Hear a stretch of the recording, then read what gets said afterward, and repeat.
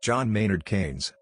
John Maynard Keynes, 1st Baron Keynes CB FBA, /KAYNZ/Keynes, June 5, 1883, April 21, 1946, was a British economist, whose ideas fundamentally changed the theory and practice of macroeconomics and the economic policies of governments.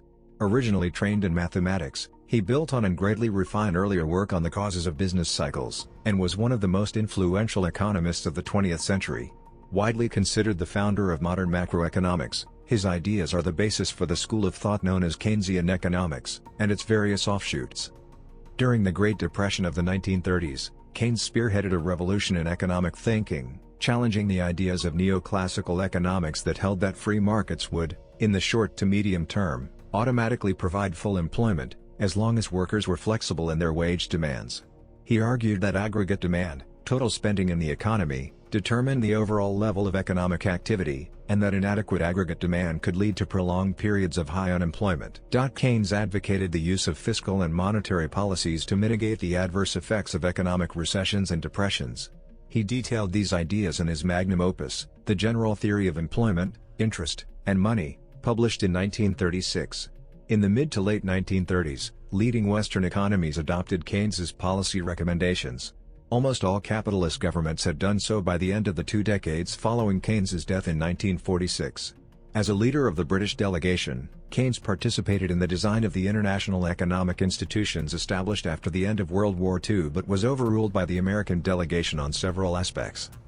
Keynes's influence started to wane in the 1970s, partly as a result of the stagflation that plagued the Anglo-American economies during that decade, and partly because of criticism of Keynesian policies by Milton Friedman and other monetarists, who disputed the ability of government to favorably regulate the business cycle with fiscal policy. However, the advent of the global financial crisis of 2007 to 2008 sparked a resurgence in Keynesian thought. Keynesian economics provided the theoretical underpinning for economic policies undertaken in response to the crisis by President Barack Obama of the United States, Prime Minister Gordon Brown of the United Kingdom, and other heads of governments. When Time magazine included Keynes among its most important people of the century in 1999, it stated that his radical idea that governments should spend money they don't have may have saved capitalism. The Economist has described Keynes as Britain's most famous 20th century economist. In addition to being an economist, Keynes was also a civil servant, a director of the Bank of England, and a part of the Bloomsbury group of intellectuals. Early life and education. John Maynard Keynes was born in Cambridge, Cambridgeshire, England, to an upper-middle-class family. His father, John Neville Keynes, was an economist and a lecturer in moral sciences at the University of Cambridge, and his mother Florence Ada Keynes a local social reformer. Keynes was the firstborn, and was followed by 2 more children, Margaret Neville Keynes in 1885 and Geoffrey Keynes in 1887. Geoffrey became a surgeon and Margaret married the Nobel Prize-winning physiologist Archibald Hill. According to the economic historian and biographer Robert Skidelsky, Keynes's parents were loving and attentive. They remained in the same house throughout their lives, where the children were always welcome to return. Keynes would receive considerable support from his father, including expert coaching to help him pass his scholarship exams and financial help both as a young man and when his assets were nearly wiped out at the onset of Great Depression in 1929. Keynes's mother made her children's interests her own, and according to Skidelsky, because she could grow up with her children, they never outgrew home. In January 1889, at the age of 5½, Keynes started at the kindergarten of the Perse School for Girls for 5 mornings a week. He quickly showed a talent for arithmetic, but his health was poor, leading to several long absences. He was tutored at home by a governess, Beatrice McIntosh, and his mother. In January 1892, at 8½, he started as a day pupil at St. Faith's Preparatory School. By 1894, Keynes was top of his class and excelling at mathematics. In 1896, St. Faith's headmaster, Ralph Goodchild, wrote that Keynes was head and shoulders above all the other boys in the school and was confident that Keynes could get a scholarship to Eton. In 1897, Keynes won a scholarship to Eton College, where he displayed talent in a wide range of subjects, particularly mathematics, classics and history. At Eton, Keynes experienced the first love of his life in Dan Macmillan, older brother of the future Prime Minister Harold Macmillan. Despite his middle-class background, Keynes mixed easily with upper-class pupils. In 1902, Keynes left Eton for King's College, Cambridge, after receiving a scholarship for this also to read mathematics. Alfred Marshall begged Keynes to become an economist, although Keynes's own inclinations drew him towards philosophy, especially the ethical system of G.E. Moore. Keynes joined the Pitt Club and was an active member of the semi-secretive Cambridge Apostles Society, a debating club largely reserved for the brightest students. Like many members, Keynes retained a bond to the club after graduating and continued to attend occasional meetings throughout his life. Before leaving Cambridge, Keynes became the president of the Cambridge Union Society and Cambridge University Liberal Club. He was said to be an atheist. In May 1904, he received a first-class BA in mathematics. Aside from a few months spent on holidays with family and friends, Keynes continued to involve himself with the university over the next 2 years. He took part in debates, further studied philosophy and attended economics lectures informally as a graduate student for 1 term, which constituted his only formal education in the subject. He took civil service exams in 1906. The economist Harry Johnson wrote that the optimism imparted by Keynes's early life is a key to understanding his later thinking. Keynes was always confident he could find a solution to whatever problem he turned his attention to and retained a lasting faith in the ability of government officials to do good. Keynes's optimism was also cultural, in 2 senses. He was of the last generation raised by an empire still at the height of its power and was also of the last generation who felt entitled to govern by culture, rather than by expertise.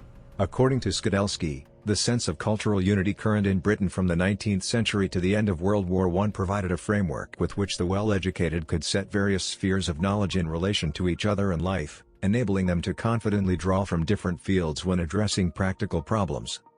Career. In October 1908, Keynes's civil service career began as a clerk in the India Office. He enjoyed his work at first, but by 1908 had become bored and resigned his position to return to Cambridge and work on probability theory, at first privately funded only by 2 dons at the university, his father and the economist Arthur Pigou. By 1909 Keynes had published his first professional economics article in the Economic Journal, about the effect of a recent global economic downturn on India. He founded the Political Economy Club, a weekly discussion group. Also in 1909, Keynes accepted a lectureship in economics funded personally by Alfred Marshall. Keynes's earnings rose further as he began to take on pupils for private tuition. In 1911 Keynes was made the editor of the Economic Journal. By 1913 he had published his first book, Indian Currency and Finance.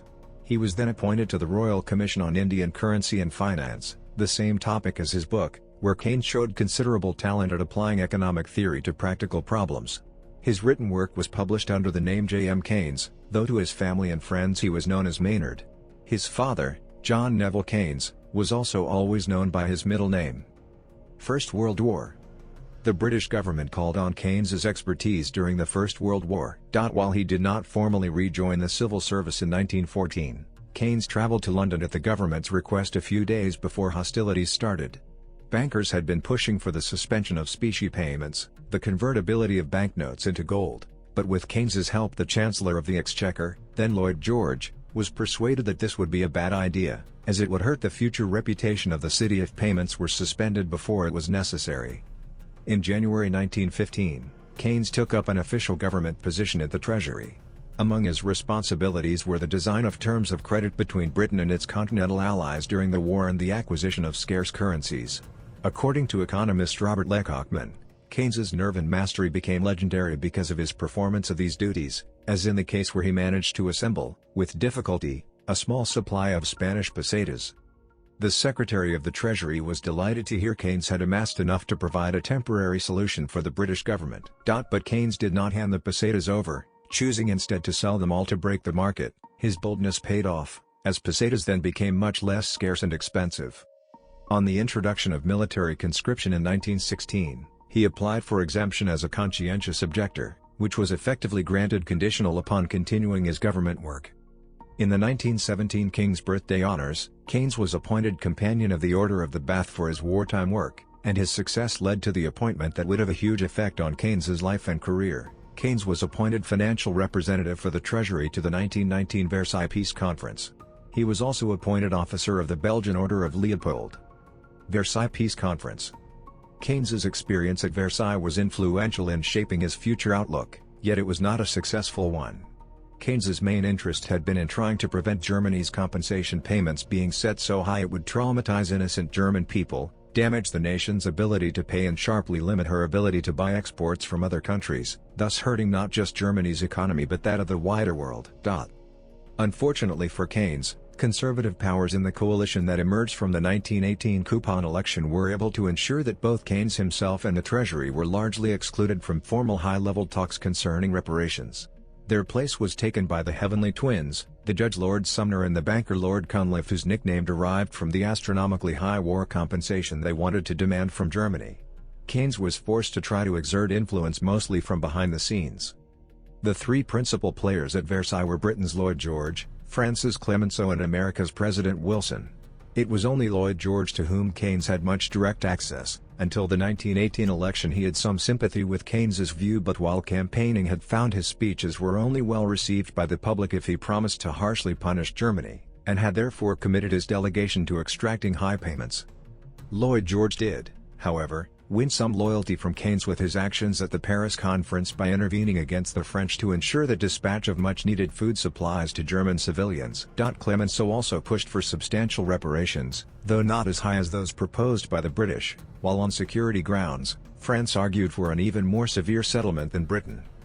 Wilson initially favored relatively lenient treatment of Germany. He feared too harsh conditions could foment the rise of extremism and wanted Germany to be left sufficient capital to pay for imports. To Keynes's dismay, Lloyd George and Clemenceau were able to pressure Wilson to agree to include pensions in the reparations bill. Towards the end of the conference, Keynes came up with a plan that he argued would not only help Germany and other impoverished Central European powers but also be good for the world economy as a whole. It involved the radical writing down of war debts, which would have had the possible effect of increasing international trade all round, but at the same time thrown the entire cost of European reconstruction on the United States. Lloyd George agreed it might be acceptable to the British electorate. However, America was against the plan. The US was then the largest creditor, and by this time Wilson had started to believe in the merits of a harsh peace and thought that his country had already made excessive sacrifices. Hence, despite his best efforts, the result of the conference was a treaty which disgusted Keynes both on moral and economic grounds and led to his resignation from the Treasury.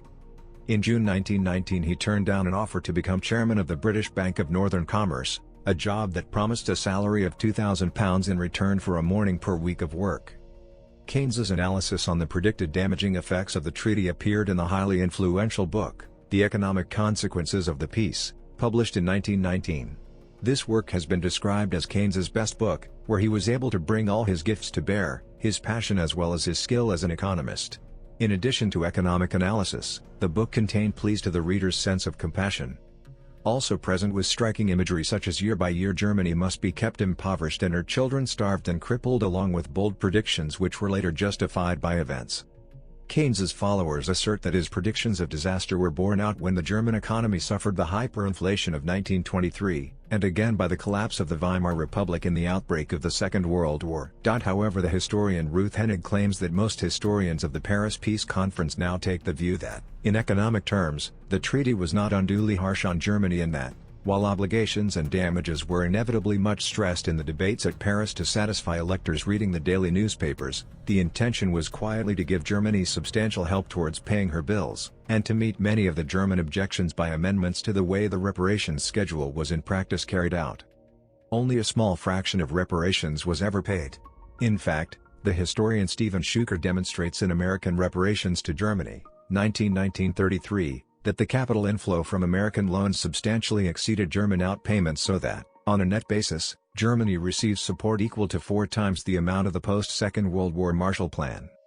Schuker also shows that, in the years after Versailles, Keynes became an informal reparations advisor to the German government, wrote one of the major German reparation notes, and supported the hyperinflation on political grounds. Nevertheless, the economic consequences of the peace gained Keynes international fame, even though it also caused him to be regarded as anti-establishment. It was not until after the outbreak of the Second World War that Keynes was offered a directorship of a major British bank, or an acceptable offer to return to government with a formal job. However, Keynes was still able to influence government policy making through his network of contacts, his published works, and by serving on government committees. This included attending high-level policy meetings as a consultant. In the 1920s, Keynes had completed his A Treatise on Probability before the war but published it in 1921. The work was a notable contribution to the philosophical and mathematical underpinnings of probability theory, championing the important view that probabilities were no more or less than truth values intermediate between simple truth and falsity. Keynes developed the first upper-lower probabilistic interval approach to probability in chapters 15 and 17 of this book, as well as having developed the first decision-weight approach with his conventional coefficient of risk and weight, C, in chapter 26. In addition to his academic work, the 1920s saw Keynes active as a journalist, selling his work internationally and working in London as a financial consultant. In 1924 Keynes wrote an obituary for his former tutor Alfred Marshall, which Joseph Schumpeter called the most brilliant life of a man of science I have ever read. Marshall's widow was entranced by the memorial, while Lytton Strachey rated it as one of Keynes's best works.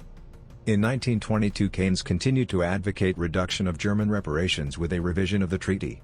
He attacked the post-World War I deflation policies with a tract on monetary reform in 1923, a trenchant argument that countries should target stability of domestic prices, avoiding deflation even at the cost of allowing their currency to depreciate.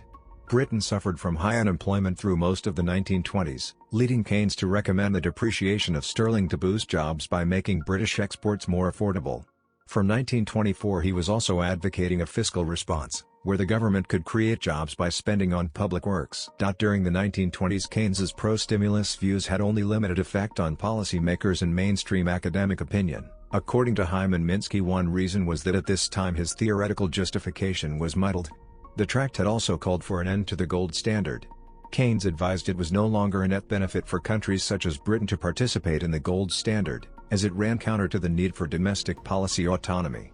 It could force countries to pursue deflationary policies at exactly the time when expansionary measures were called for to address rising unemployment. The Treasury and Bank of England were still in favour of the gold standard, and in 1925 they were able to convince the then Chancellor Winston Churchill to re-establish it, which had a depressing effect on British industry. Keynes responded by writing The Economic Consequences of Mr. Churchill and continued to argue against the gold standard until Britain finally abandoned it in 1931.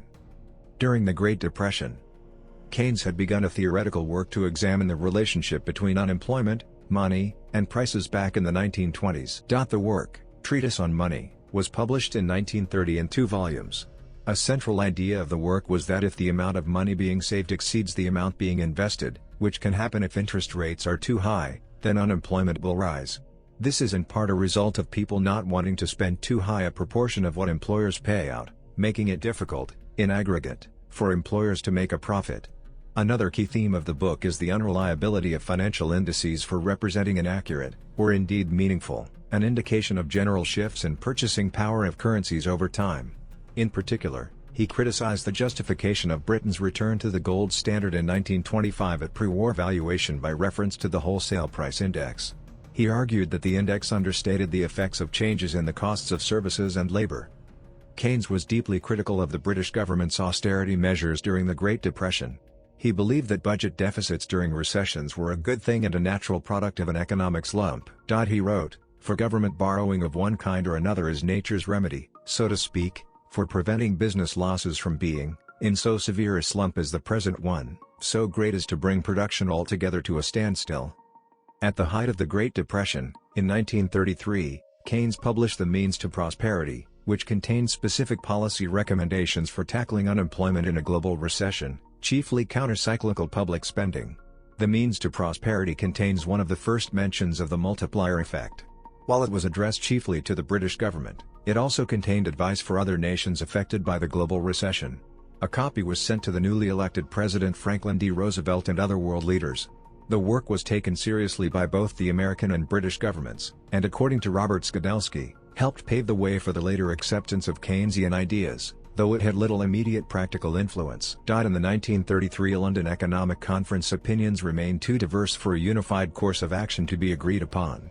Keynesian-like policies were adopted by Sweden and Germany, but Sweden was seen as too small to command much attention, and Keynes was deliberately silent about the successful efforts of Germany as he was dismayed by their imperialist ambitions and their treatment of Jews. Apart from Great Britain, Keynes's attention was primarily focused on the United States. In 1931, he received considerable support for his views on countercyclical public spending in Chicago, then America's foremost center for economic views alternative to the mainstream. However, orthodox economic opinion remained generally hostile regarding fiscal intervention to mitigate the Depression, until just before the outbreak of war. In late 1933 Keynes was persuaded by Felix Frankfurter to address President Roosevelt directly, which he did by letters and face-to-face in 1934, after which the two men spoke highly of each other. However, according to Skidelsky, the consensus is that Keynes's efforts only began to have a more than marginal influence on U.S. economic policy after 1939. Keynes's magnum opus, The General Theory of Employment, Interest and Money, was published in 1936. It was researched and indexed by one of Keynes's favorite students, later the economist David Ben-Susan Butt. The work served as a theoretical justification for the interventionist policies Keynes favored for tackling a recession. The general theory challenged the earlier neoclassical economic paradigm, which had held that provided it was unfettered by government interference, the market would naturally establish full employment equilibrium. In doing so, Keynes was partly setting himself against his former teachers Marshall and Pigou. Keynes believed the classical theory was a special case that applied only to the particular conditions present in the 19th century, his theory being the general one. Classical economists had believed in Say's law, which, simply put, states that supply creates its demand, and that in a free market workers would always be willing to lower their wages to a level where employers could profitably offer them jobs. An innovation from Keynes was the concept of price stickiness, the recognition that in reality workers often refuse to lower their wage demands even in cases where a classical economist might argue it is rational for them to do so. Due in part to price stickiness, it was established that the interaction of aggregate demand and aggregate supply may lead to stable unemployment equilibria, and in those cases, it is the state, not the market, that economies must depend on for their salvation. The general theory argues that demand, not supply, is the key variable governing the overall level of economic activity. Aggregate demand, which equals total unhoarded income in a society, is defined by the sum of consumption and investment. In a state of unemployment and unused production capacity, one can only enhance employment and total income by first increasing expenditures for either consumption or investment. Without government intervention to increase expenditure, an economy can remain trapped in a low employment equilibrium. The demonstration of this possibility has been described as the revolutionary formal achievement of the work. The book advocated activist economic policy by government to stimulate demand in times of high unemployment, for example by spending on public works. "Let us be up and doing, using our idle resources to increase our wealth," he wrote in 1928. "With men and plants unemployed, it is ridiculous to say that we cannot afford these new developments. It is precise with these plants and these men that we shall afford them." The general theory is often viewed as the foundation of modern macroeconomics. Few senior American economists agreed with Keynes through most of the 1930s. Yet his ideas were soon to achieve widespread acceptance, with eminent American professors such as Alvin Hansen agreeing with the general theory before the outbreak of World War II. Keynes himself had only limited participation in the theoretical debates that followed the publication of the general theory, as he suffered a heart attack in 1937, requiring him to take long periods of rest. Among others, Hyman Minsky and post-Keynesian economists have argued that as a result, Keynes's ideas were diluted by those keen to compromise with classical economists or to render his concepts with mathematical models like the SLM model, which, they argue, distort Keynes's ideas. Keynes began to recover in 1939, but for the rest of his life his professional energies were largely directed towards the practical side of economics, the problems of ensuring optimum allocation of resources for the war efforts, post-war negotiations with America, and the new international financial order that was presented at the Bretton Woods Conference. In the general theory and later, Keynes responded to the socialists who argued, especially during the Great Depression of the 1930s, that capitalism caused war. He argued that if capitalism were managed domestically and internationally, with coordinated international Keynesian policies, an international monetary system that didn't put the interests of countries against each other, and a high degree of freedom of trade, then this system of managed capitalism could promote peace rather than conflict between countries. His plans during World War II for post-war international economic institutions and policies, which contributed to the creation at Bretton Woods of the International Monetary Fund and the World Bank, and later to the creation of the General Agreement on Tariffs and Trade and eventually the World Trade Organization, were aimed to give effect to this vision. Although Keynes has been widely criticized, especially by members of the Chicago School of Economics, for advocating irresponsible government spending financed by borrowing, in fact he was a firm believer in balanced budgets and regarded the proposals for programs of public works during the Great Depression as an exceptional measure to meet the needs of exceptional circumstances. Second World War.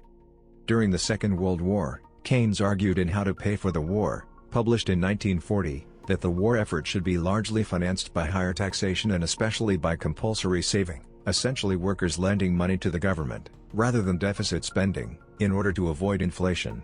Compulsory saving would act to dampen domestic demand, assist in channeling additional output towards the war efforts, would be fairer than punitive taxation and would have the advantage of helping to avoid a post-war slump by boosting demand once workers were allowed to withdraw their savings. In September 1941 he was proposed to fill a vacancy in the Court of Directors of the Bank of England, and subsequently carried out a full term from the following April. In June 1942, Keynes was rewarded for his service with a hereditary peerage and the King's Birthday Honours. On 7th of July his title was gazetted as Baron Keynes, of Tilton, in the county of Sussex, and he took his seat in the House of Lords on the Liberal Party benches. As the Allied victory began to look certain, Keynes was heavily involved, as leader of the British delegation and chairman of the World Bank Commission, in the mid-1944 negotiations that established the Bretton Woods system.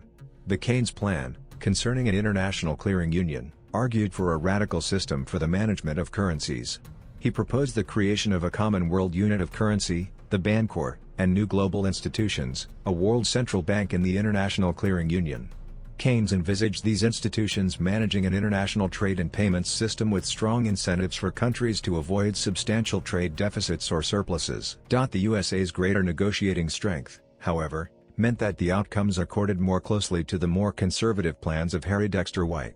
According to U.S. economist J. Bradford DeLong, on almost every point where he was overruled by the Americans, Keynes was later proved correct by events. The two new institutions, later known as the World Bank and the International Monetary Fund, IMF, were founded as a compromise that primarily reflected the American vision.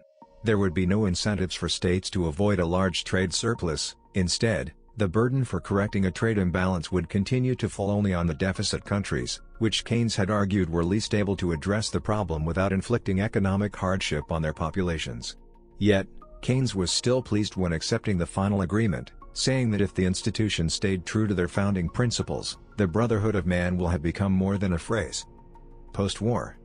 After the war, Keynes continued to represent the United Kingdom in international negotiations despite his deteriorating health.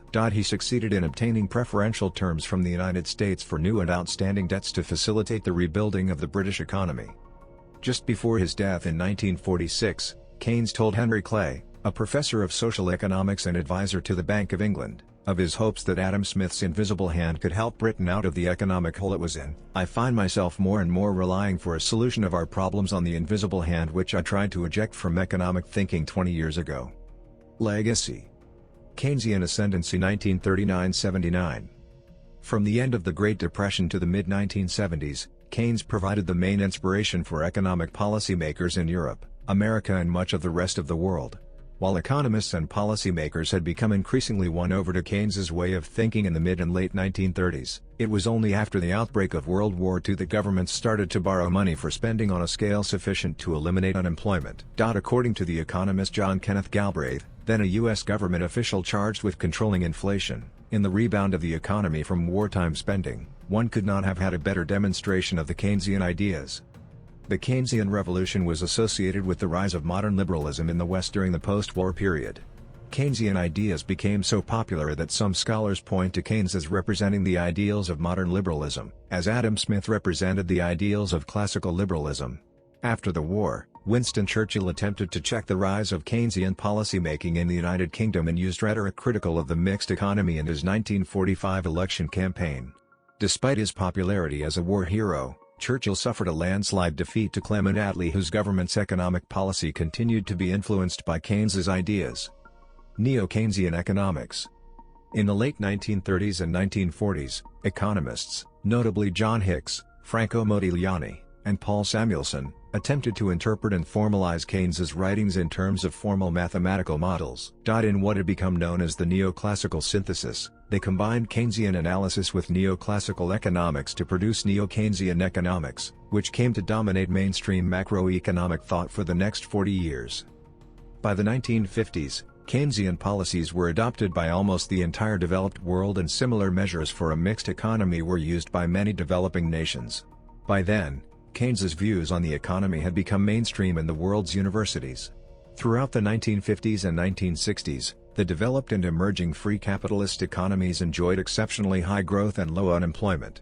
Professor Gordon Fletcher has written that the 1950s and 1960s, when Keynes's influence was at its peak, appear in retrospect as a golden age of capitalism. In late 1965, Time magazine ran a cover article with a title comment from Milton Friedman, later echoed by U.S. President Richard Nixon, "We are all Keynesians now." The article described the exceptionally favorable economic conditions then prevailing, and reported that Washington's economic managers scaled these heights by their adherence to Keynes's central theme: the modern capitalist economy does not automatically work at top efficiency, but can be raised to that level by the intervention and influence of the government. The article also states that Keynes was one of the three most important economists who ever lived, and that his general theory was more influential than the Magna Opera of other famous economists, like Adam Smith's The Wealth of Nations. Keynesian Economics out of favor 1979 to 2007. Keynesian economics were officially discarded by the British government in 1979, but forces had begun to gather against Keynes's ideas over 30 years earlier. Friedrich Hayek had formed the Mont Pelerin Society in 1947, with the explicit intention of nurturing intellectual currents to one day displace Keynesianism and other similar influences. Its members included the Austrian school economist Ludwig von Mises along with the then-young Milton Friedman. Initially the society had little impact on the wider world. According to Hayek, it was as if Keynes had been raised to sainthood after his death and that people refused to allow his work to be questioned. Friedman, however, began to emerge as a formidable critic of Keynesian economics from the mid-1950s, and especially after his 1963 publication of A Monetary History of the United States. On the practical side of economic life, big government had appeared to be firmly entrenched in the 1950s, but the balance began to shift towards the power of private interests in the 1960s. Keynes had written against the folly of allowing decadent and selfish speculators and financiers the kind of influence they had enjoyed after World War I. For 2 decades after World War II, the public opinion was strongly against private speculators, the disparaging label gnomes of Zurich being typical of how they were described during this period. International speculation was severely restricted by the capital controls in place after Bretton Woods. According to the journalists Larry Elliott and Dan Atkinson, 1968 was the pivotal year when power shifted in favor of private agents such as currency speculators. As the key 1968 event, Elliott and Atkinson picked out America's suspension of the conversion of the dollar into gold except on request of foreign governments, which they identified as the beginning of the breakdown of the Bretton Woods system. Criticisms of Keynes's ideas had begun to gain significant acceptance by the early 1970s, as they were then able to make a credible case that Keynesian models no longer reflected economic reality. Keynes himself included few formulas and no explicit mathematical models in his general theory. For economists such as Hyman Minsky, Keynes's limited use of mathematics was partly the result of his skepticism about whether phenomena as inherently uncertain as economic activity could ever be adequately captured by mathematical models. Nevertheless, many models were developed by Keynesian economists, with a famous example being the Phillips curve, which predicted an inverse relationship between unemployment and inflation. It implied that unemployment could be reduced by government stimulus with a calculable cost to inflation. In 1968, Milton Friedman published a paper arguing that the fixed relationship implied by the Phillips curve did not exist. Friedman suggested that sustained Keynesian policies could lead to both unemployment and inflation rising at once, a phenomenon that soon became known as stagflation. In the early 1970s, stagflation appeared in both the US and Britain just as Friedman had predicted, with economic conditions deteriorating further after the 1973 oil crisis.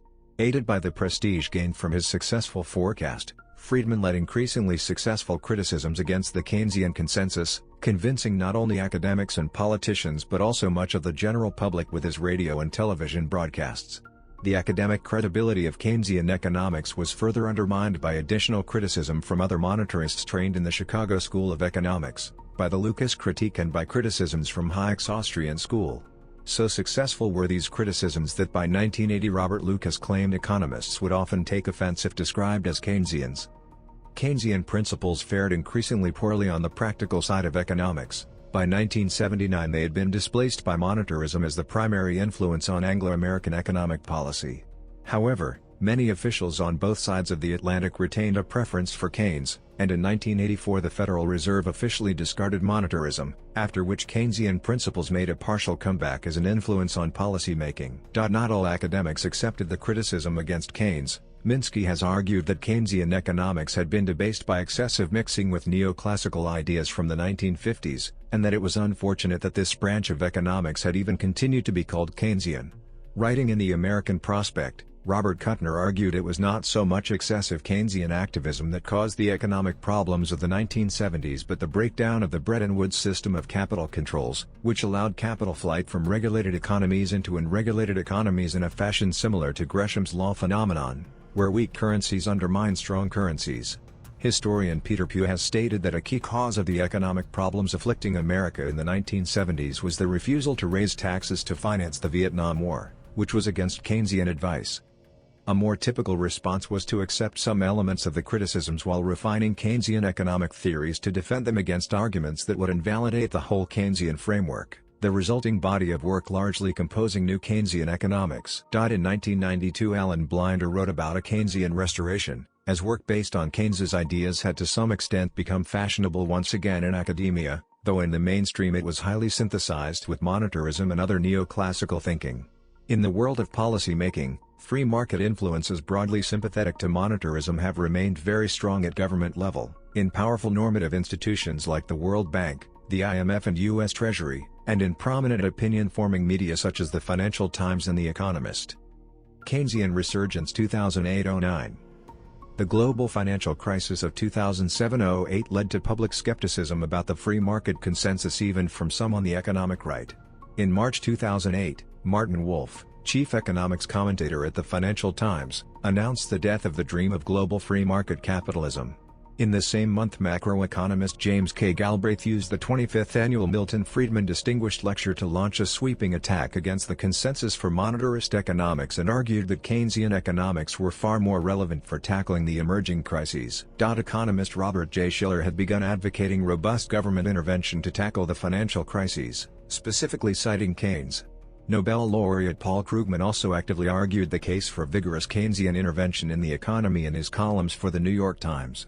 Other prominent economic commentators who have argued for Keynesian government intervention to mitigate the financial crisis include George Akerlof, J. Bradford DeLong, Robert Reich, and Joseph Stiglitz. Newspapers and other media have also cited work relating to Keynes by Hyman Minsky, Robert Skidelsky, Donald Markwell, and Axel Lee John Hufao. A series of major bailouts were pursued during the financial crisis, starting on 7 September with the announcement that the U.S. government was to nationalize the two government-sponsored enterprises which oversaw most of the U.S. subprime mortgage market, Fannie Mae and Freddie Mac. In October, Alistair Darling, the British Chancellor of the Exchequer, referred to Keynes as he announced plans for substantial fiscal stimulus to head off the worst effects of recession, in accordance with Keynesian economic thought. Similar policies have been adopted by other governments worldwide. This is in stark contrast to the action imposed on Indonesia during the Asian financial crisis of 1997, when it was forced by the IMF to close 16 banks at the same time, prompting a bank run. Much of the post-crisis discussion reflected Keynes's advocacy of international coordination of fiscal or monetary stimulus, and of international economic institutions such as the IMF and the World Bank, which many had argued should be reformed as a new Bretton Woods, and should have been even before the crises broke out. The IMF and United Nations economists advocated a coordinated international approach to fiscal stimulus.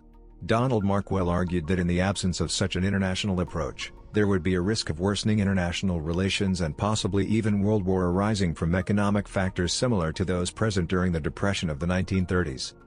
By the end of December 2008, the Financial Times reported that the sudden resurgence of Keynesian policy is a stunning reversal of the orthodoxy of the past several decades. In December 2008, Paul Krugman released his book The Return of Depression Economics and the Crisis of 2008, arguing that economic conditions similar to those that existed during the earlier part of the 20th century had returned, making Keynesian policy prescriptions more relevant than ever. In February 2009 Robert J. Shiller and George Akerlof published Animal Spirits, a book where they argue the current U.S. stimulus package is too small as it does not take into account Keynes's insight on the importance of confidence and expectations in determining the future behavior of business people and other economic agents. In the March 2009 speech entitled Reform the International Monetary System, Zhou Xiaochuan, the governor of the People's Bank of China, came out in favor of Keynes's idea of a centrally managed global reserve currency. Zhou argued that it was unfortunate that part of the reason for the Bretton Woods system breaking down was the failure to adopt Keynes's Bancor. Joe proposed a gradual move towards increased use of IMF special drawing rights, SDRs. Although Joe's ideas had not been broadly accepted, leaders meeting in April at the 2009 G20 London summit agreed to allow $250 billion of special drawing rights to be created by the IMF, to be distributed globally. Stimulus plans were credited for contributing to a better-than-expected economic outlook by both the OECD and the IMF, in reports published in June and July 2009. Both organizations warned global leaders that recovery was likely to be slow, so counter-recessionary measures ought not be rolled back too early. While the need for stimulus measures was broadly accepted among policymakers, there had been much debate over how to fund the spending. Some leaders and institutions, such as Angela Merkel and the European Central Bank, expressed concern over the potential impact on inflation, national debt and the risk that a too large stimulus will create an unsustainable recovery. Among professional economists, the revival of Keynesian economics has been even more divisive. Although many economists, such as George Akerlof, Paul Krugman, Robert Shiller, and Joseph Stiglitz, supported Keynesian stimulus, others did not believe higher government spending would help the United States economy recover from the Great Recession. Some economists, such as Robert Lucas, questioned the theoretical basis for stimulus packages. Others, like Robert Barrow and Gary Becker, say that empirical evidence for beneficial effects from Keynesian stimulus does not exist. However, there is a growing academic literature that shows that fiscal expansion helps an economy grow in the near term, and that certain types of fiscal stimulus are particularly effective. Reception and views. Praise. Keynes's economic thinking only began to achieve close to universal acceptance in the last few years of his life. On a personal level, Keynes's charm was such that he was generally well received wherever he went. Even those who found themselves on the wrong side of his occasionally sharp tongue rarely bore a grudge. Keynes's speech at the closing of the Bretton Woods negotiations was received with a lasting standing ovation, rare in international relations, as the delegates acknowledged the scale of his achievements made despite poor health. Austrian school economist Friedrich Hayek was Keynes's most prominent contemporary critic, with sharply opposing views on the economy. Yet after Keynes's death, he wrote, "He was the one really great man I ever knew, and for whom I had unbounded admiration. The world will be a very much poorer place without him." Lionel Robbins, former head of the economics department at the London School of Economics, who engaged in many heated debates with Keynes in the 1930s, had this to say after observing Keynes in early negotiations with the Americans while drawing up plans for Bretton Woods. Douglas Lepan, an official from the Canadian High Commission, wrote, "Bertrand Russell named Keynes one of the most intelligent people he had ever known, commenting." Keynes's obituary in the Times included the comment, "There is the man himself, radiant, brilliant, effervescent, gay, full of impish jokes. He was a humane man genuinely devoted to the cause of the common good." Critiques. As a man of the center described by some as having the greatest impact of any 20th century economist, Keynes attracted considerable criticism from both sides of the political spectrum. In the 1920s, Keynes was seen as anti-establishment and was mainly attacked from the right. In the Red 1930s, many young economists favored Marxist views, even in Cambridge, and while Keynes was engaging principally with the right to try to persuade them of the merits of more progressive policy, the most vociferous criticism against him came from the left, who saw him as a supporter of capitalism. From the 1950s and onwards, most of the attacks against Keynes have again been from the right. In 1931, Friedrich Hayek extensively critiqued Keynes's 1930 treatise on money. After reading Hayek's The Road to Serfdom, Keynes wrote to Hayek, "Morally and philosophically I find myself in agreement with virtually the whole of it," but concluded the letter with the recommendation. On the pressing issue of the time, whether deficit spending could lift a country from depression, Keynes replied to Hayek's criticism in the following way. Asked why Keynes expressed moral and philosophical agreement with Hayek's Road to Serfdom, Hayek stated, "According to some observers, Hayek felt that the post-World War II Keynesian orthodoxy gave too much power to the state, and that such policies would lead toward socialism." While Milton Friedman described the general theory as a great book, he argues that its implicit separation of nominal from real magnitudes is neither possible nor desirable. Macroeconomic policy, Friedman argues, can reliably influence only the nominal. He and other monetarists have consequently argued that Keynesian economics can result in stagflation, the combination of low growth and high inflation that developed economies suffered in the early 1970s. More to Friedman's taste was the Tract on Monetary Reform, 1923, which he regarded as Keynes's best work because of its focus on maintaining domestic price stability. Joseph Schumpeter was an economist of the same age as Keynes and one of his main rivals. He was among the first reviewers to argue that Keynes's general theory was not a general theory, but a special case. He said the work expressed the attitude of a decaying civilization. After Keynes's death, Schumpeter wrote a brief biographical piece, KAYNZ the Economist. On a personal level, he was very positive about Keynes as a man, praising his pleasant nature, courtesy and kindness. He assessed some of Keynes's biographical and editorial work as among the best he'd ever seen. Yet Schumpeter remained critical about Keynes's economics, linking Keynes's childlessness to what Schumpeter saw as an essentially short-term view.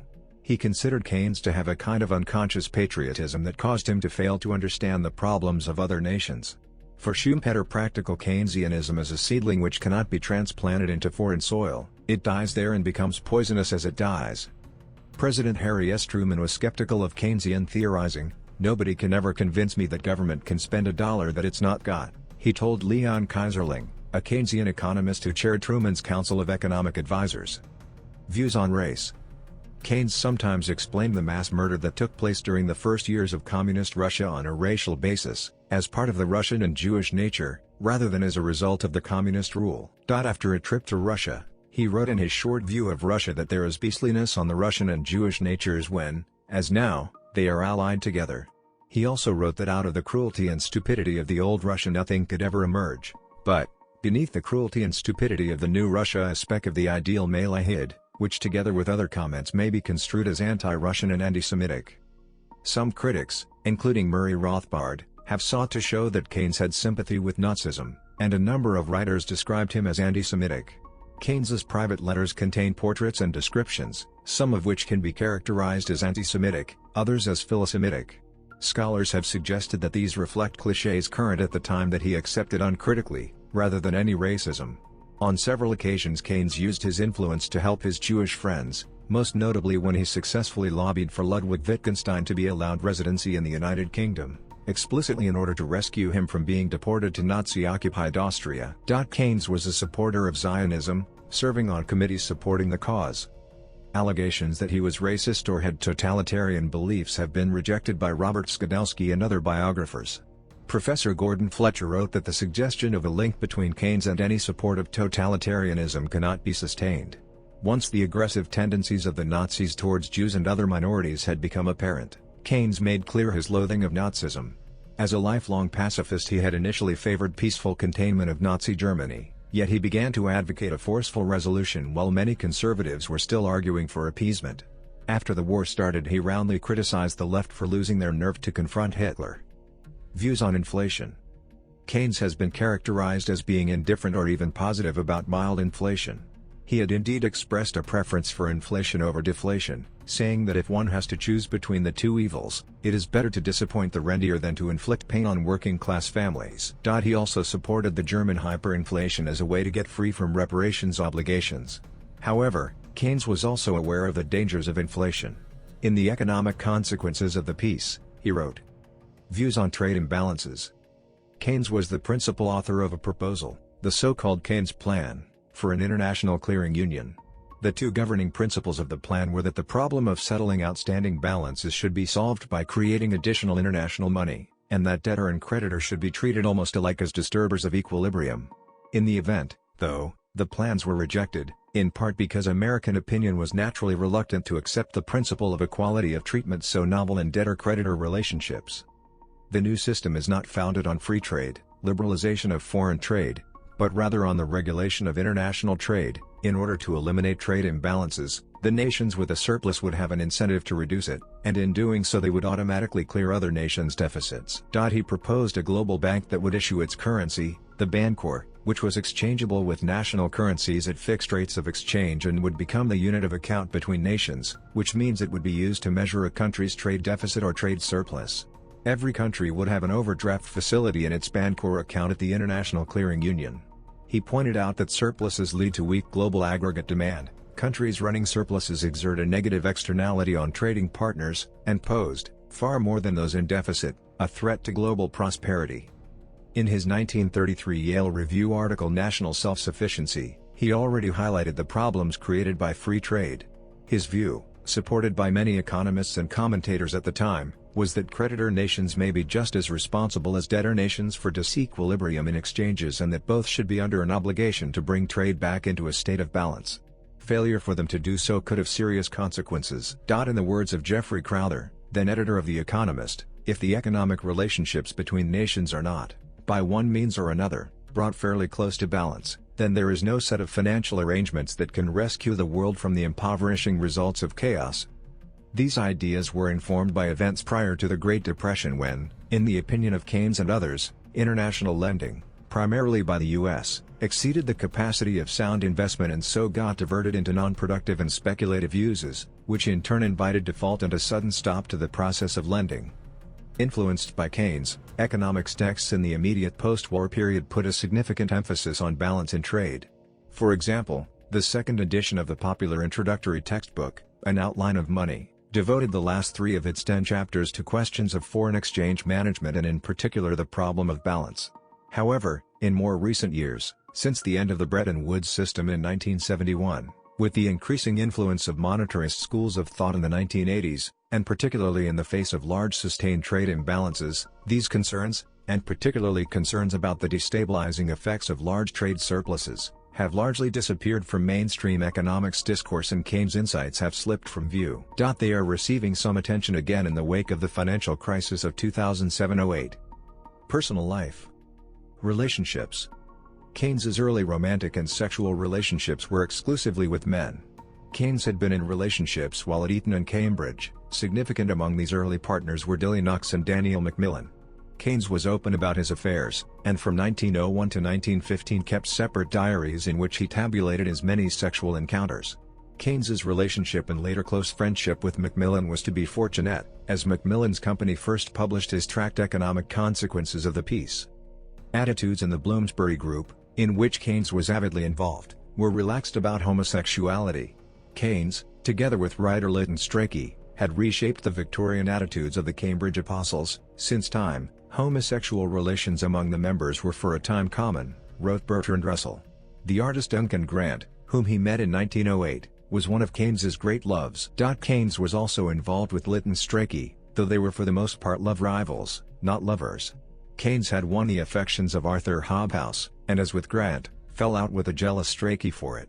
Strachey had previously found himself put off by Keynes, not least because of his manner of treat his love affairs statistically. Political opponents have used Keynes's sexuality to attack his academic work.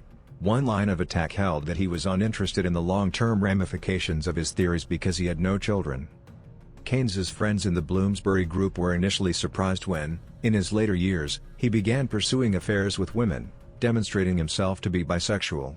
Ray Costello, who would later marry Oliver Strachey, was an early heterosexual interest of Keynes. In 1906, Keynes had written of this infatuation that, "I seem to have fallen in love with Ray a little bit, but as she is in male I haven't able to think of any suitable steps to take."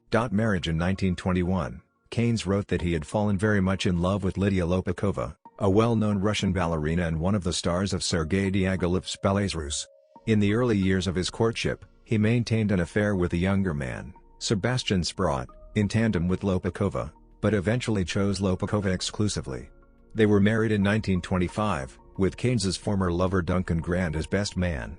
"What a marriage of beauty and brains, the fair Lopakova and John Maynard Keynes," was said at the time. Keynes later commented to Strachey that beauty and intelligence were rarely found in the same person, and that only in Duncan Grant had he found the combination. The union was happy, with biographer Peter Clark writing that the marriage gave Keynes a new focus, a new emotional stability and a sheer delight of which he never wearied. Lydia became pregnant in 1927 but miscarried. Among Keynes's Bloomsbury friends, Lopakova was, at least initially, subjected to criticism for her manners, mode of conversation, and supposedly humble social origins, the last of the ostensible causes being particularly noted in the letters of Vanessa and Clive Bell, and Virginia Woolf. In her novel Mrs. Dalloway, 1925, Woolf bases the character of Risha Warren Smith on Lopakova. E. M. Forster would later write in Contrition about Lydia Keynes, "Every whose word should be recorded, how we all used to underestimate her." Support for the arts. Keynes thought that the pursuit of money for its own sake was a pathological condition, and that the proper aim of work is to provide leisure. He wanted shorter working hours and longer holidays for all. Keynes was interested in literature in general and drama in particular and supported the Cambridge Arts Theatre financially, which allowed the institution to become one of the major British stages outside London. Keynes's interest in classical opera and dance led him to support the Royal Opera House at Covent Garden and the Ballet Company at Sadler's Wells. During the war, as a member of SEMA, Council for the Encouragement of Music and the Arts, Keynes helped secure government funds to maintain both companies while their venues were shut. Following the war, Keynes was instrumental in establishing the Arts Council of Great Britain and was its founding chairman in 1946.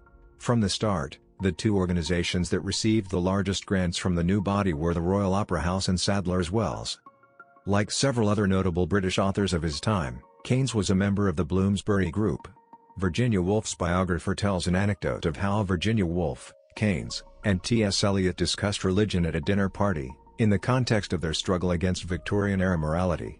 Keynes may have been confirmed, but according to Cambridge University he was clearly an agnostic, which he remained until his death. According to one biographer, he was never able to take religion seriously, regarding it as a strange aberration of the human mind. Investments. Keynes was ultimately a successful investor, building up a private fortune.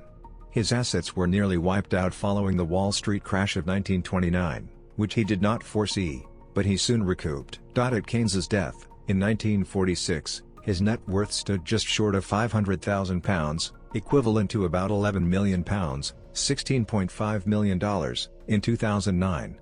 The sum had been amassed despite lavish support for various good causes and his ethic, which made him reluctant to sell on a falling market, in cases where he saw such behavior as likely to deepen a slump.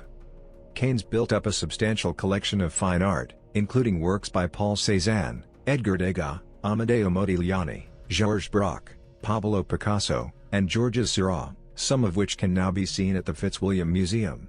He enjoyed collecting books. He collected and protected many of Isaac Newton's papers. In part on the basis of these papers, Keynes wrote of Newton as the last of the magicians.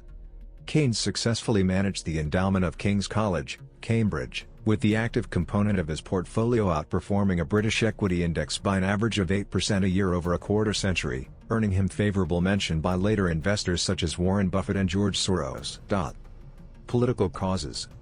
Keynes was a lifelong member of the Liberal Party, which until the 1920s had been one of the two main political parties in the United Kingdom, and as late as 1916 had often been the dominant power in government.